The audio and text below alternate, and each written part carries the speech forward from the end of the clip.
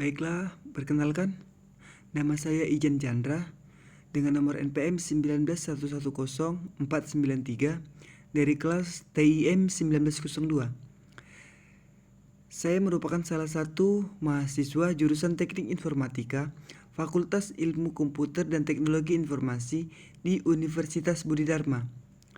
Di video kali ini saya akan menyelesaikan salah satu tugas ujian tengah semester mata kuliah Sistem Operasi yang diampu oleh Bapak Abdul Sani Sembiring MKOM, di mana pada video kali ini saya akan membahas mengenai materi penjadwalan pada sistem operasi. Sebelum kita lanjut mengenai membahas sistem penjadwalan proses ini, kita harus mengetahui apa sih penjadwalan proses itu. Jadi di sini saya sudah buat apa itu pengertian dari penjadwalan proses. Penjadwalan proses merupakan kumpulan kebijakan dan mekanisme di sistem operasi yang berkaitan dengan urutan kerja yang dilakukan sistem komputer. Jadi, penjadwalan proses itu merupakan kumpulan kebijaksanaan. Jadi, kumpulan kebijaksanaan di dalam sistem operasi yang berkaitan dengan urutan kerja yang dilakukan sistem komputer. Oke. Jadi di dalam penjadwalan ini sendiri mempunyai kriteria-kriteria.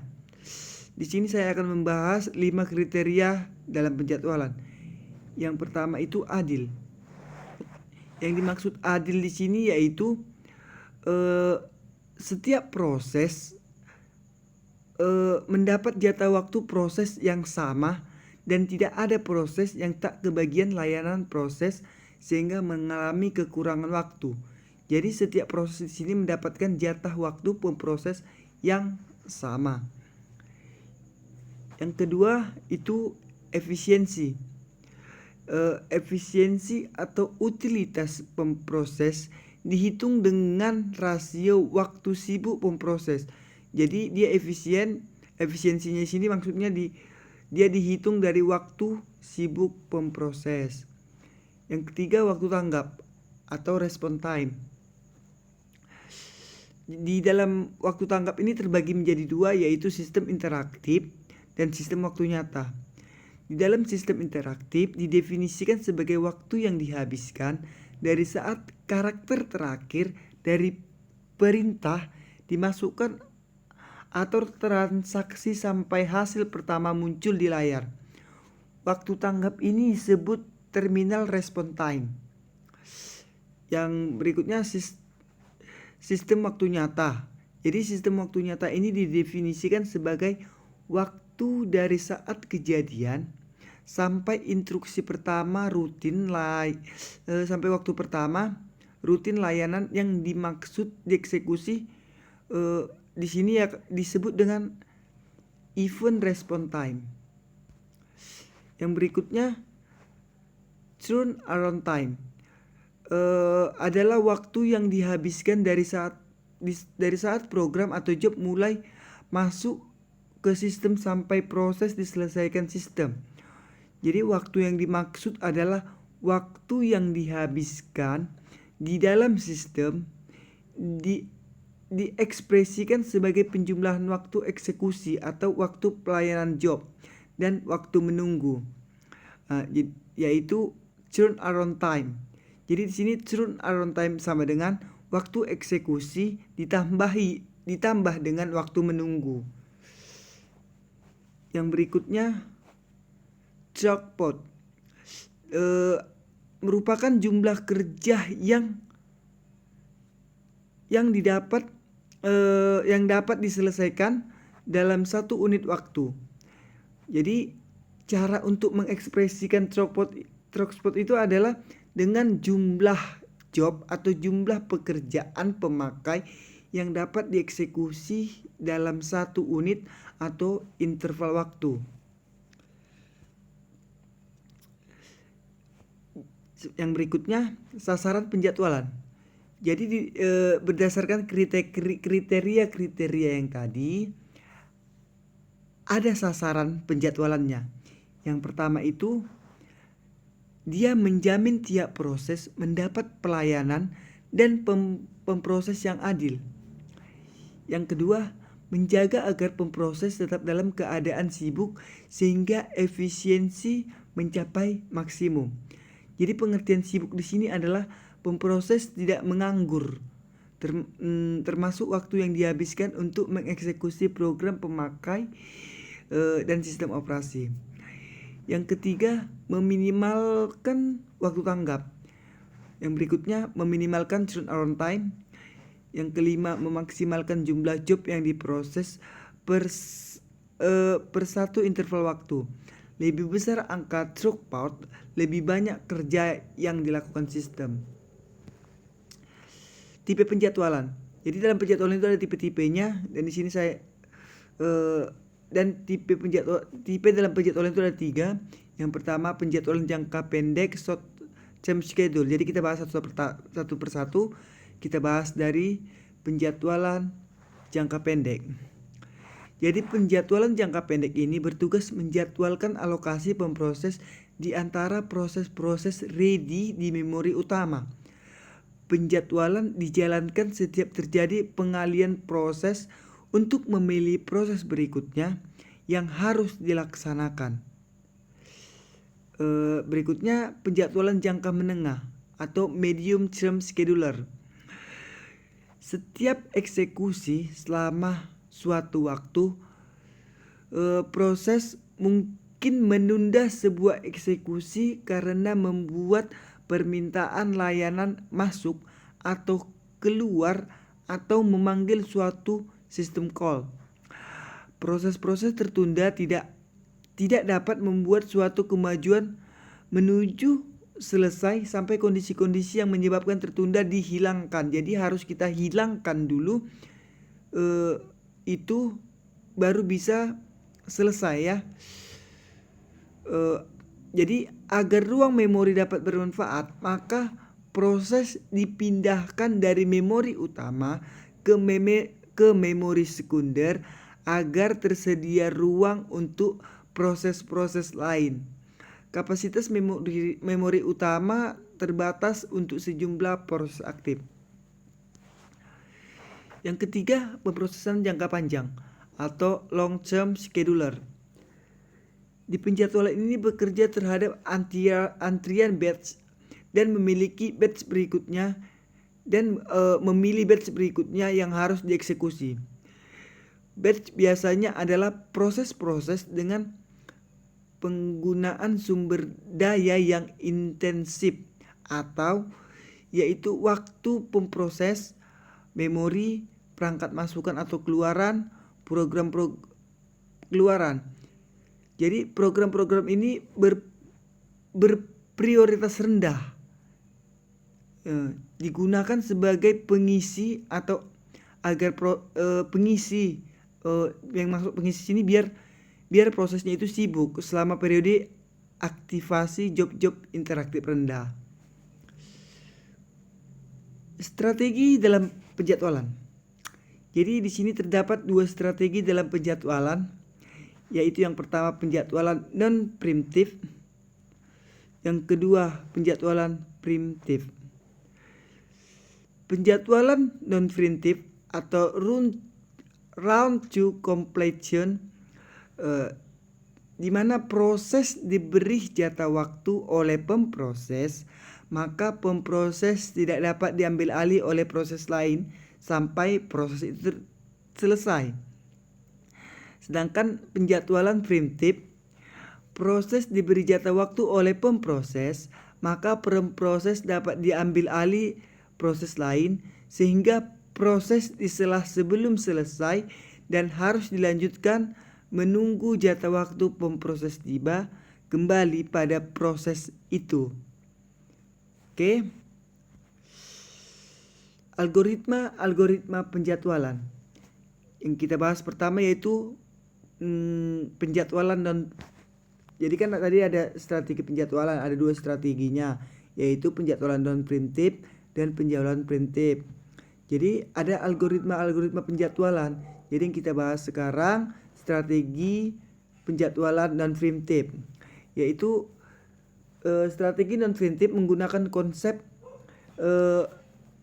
yang pertama FIFO, yang kedua SJF, yang ketiga HRN, yang keempat MVK.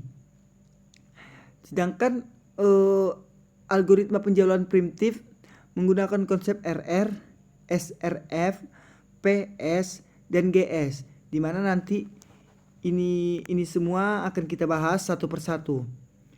Oke, kita mulai dari algoritma ini dulu. Non preemptif. Preemptif. Algoritma preemptif.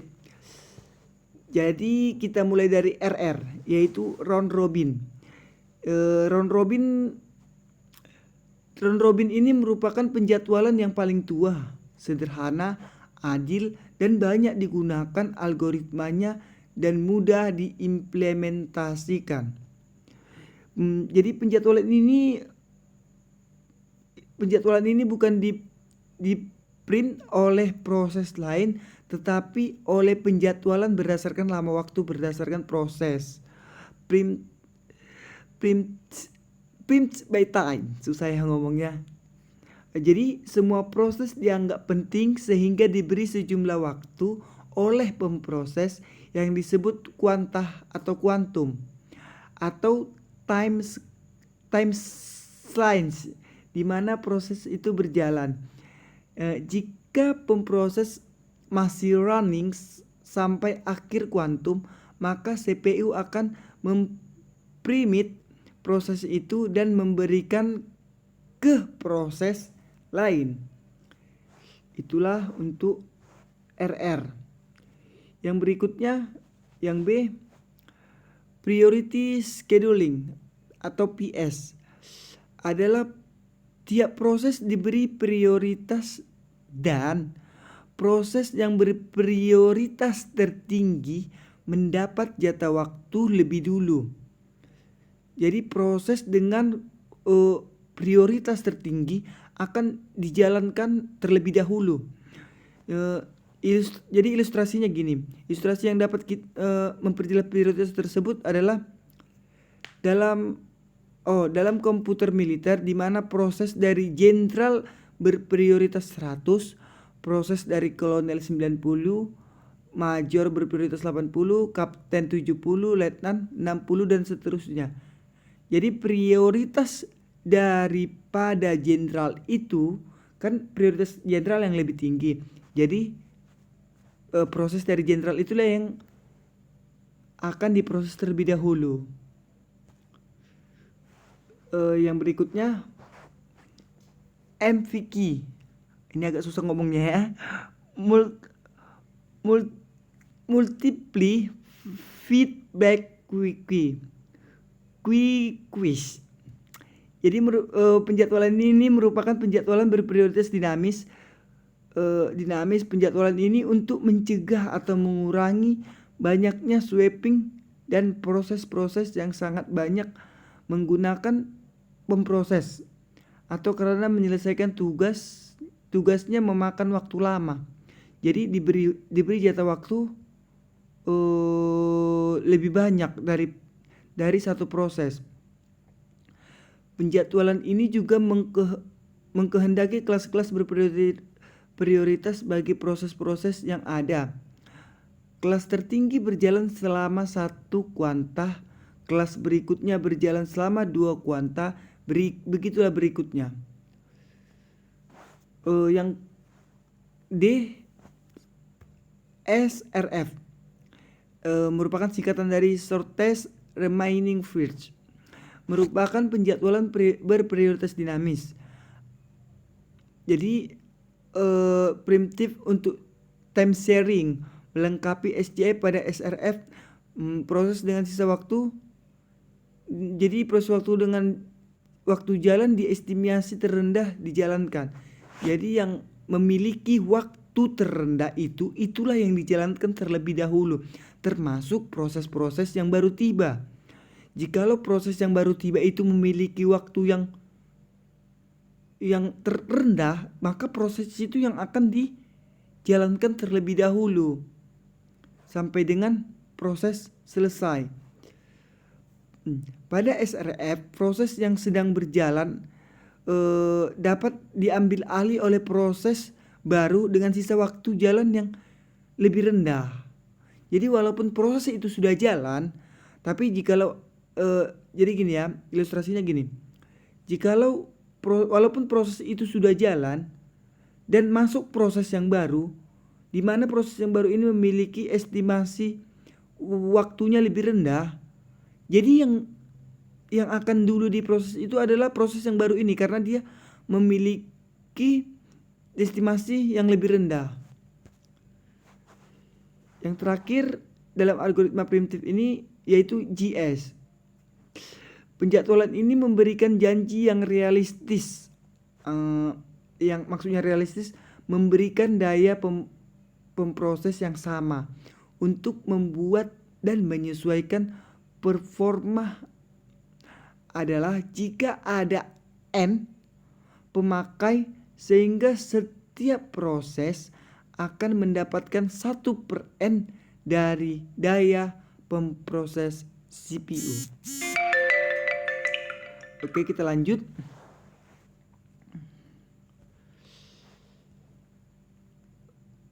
Di algoritma non-prime type, yang pertama FIFO atau Fits in Fits out merupakan penjadwalan tidak berprioritas. FIFO adalah penjadwalan paling sederhana, yaitu proses-proses diberi jatah waktu pemproses berdasarkan waktu kedatangan. Pada saat proses mendapat jatah waktu pemproses, pemproses dijalankan sampai dengan selesai.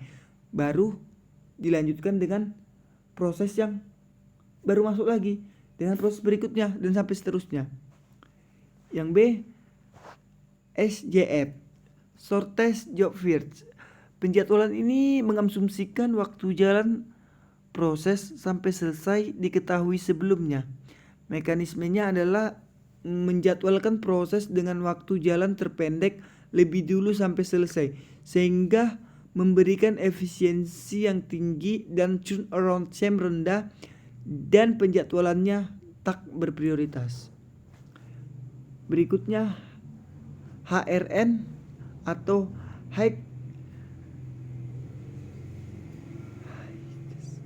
Highest Ratio Next adalah strategi penjadwalan dengan prioritas proses tidak hanya merupakan fungsi waktu layanan, tetapi juga jumlah waktu tunggu proses. Begitu proses mendapat jatah pemproses, proses berjalan sampai selesai.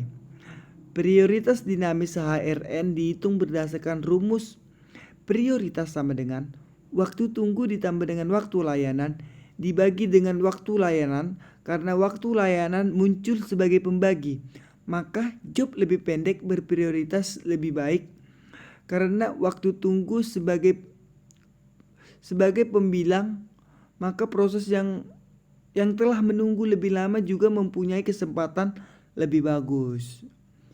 Jadi sekian presentasi dari saya. Semoga presentasi saya mengenai materi penjadwalan bermanfaat dan dapat mendapatkan nilai yang lumayan dari Bapak dosen. Sekian presentasi saya mengenai penjadwalan. Akhir kata saya ucapkan terima kasih.